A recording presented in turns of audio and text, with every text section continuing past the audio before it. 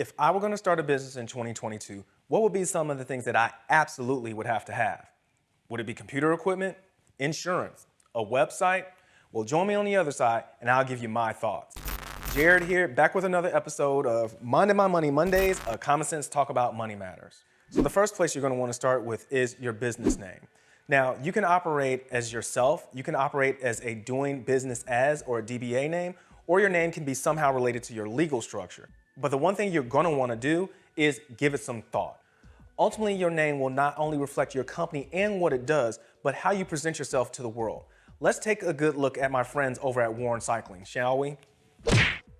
So, Warren Cycling offers professional coaching services to those who are competitive cyclists or bike racers, such as myself. Here I've got some things that Randy sent me over the course of time. Now let's take a look at this logo here. What do you notice? You kind of see that there's mountains in the imagery, right? Yeah, well, that's because in cycling, what do people do during the Tour de France? They go and they climb mountains. But what else do you know in the logo? What shape do the mountains look like? Yeah, they kind of look like the letter W for Warren, as in Warren Cycling. So as you're thinking about your name, think long-term and how it may play into your imagery, your branding, and what you want to convey to the public. Next up, legal structure. You can operate your business as yourself or as a sole proprietorship, or you can incorporate and be either a LLC, a C corporation, or you may function as a partnership. Legal structure is important because it plays into shielding yourself from lawsuits, but it also comes into play when it comes to your income taxes. Sole proprietors or single-member LLCs that file on a Schedule C can pay some of the highest income tax rates, sometimes exceeding 37%, whereas setting up as a C corporation, currently they only pay a flat tax of 21%. So as you're thinking about how to set up your company, make sure you not only consult with your attorney, but also consult with a tax accountant, as the two of them can help you decide on what structure is best for you. Next up, business licenses. Now, business licenses don't apply to everyone, but some cities and towns do require you to have a business license in order to operate. This could be an occupational license, it could be a liquor license, or it could be a license for operating a home-based business. The key point is that you want to check with your city or town, find out what their rules are, and make sure that you follow them. Because at the end of the day, you don't want to operate illegally and potentially get shut down. Next, tax IDs. So once again, this doesn't apply to everybody.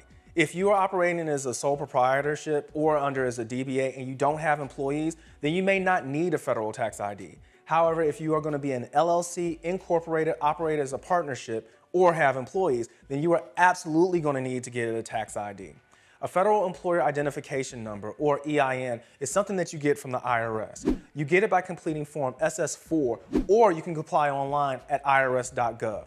Make sure you check out the description of this video, as I've posted links on how to access both. Funding.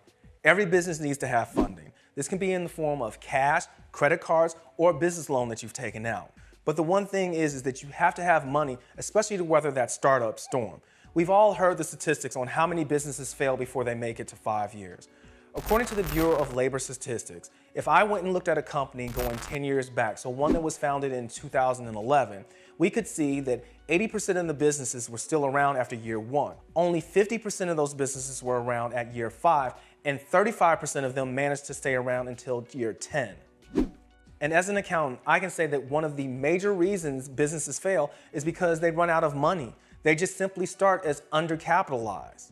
I always tell businesses, it's going to take you twice as long and twice as much money as you originally thought in order to make it to where you want to go. So to that point, make sure you have enough money to weather the storm, which brings us to our next point, having a bank account.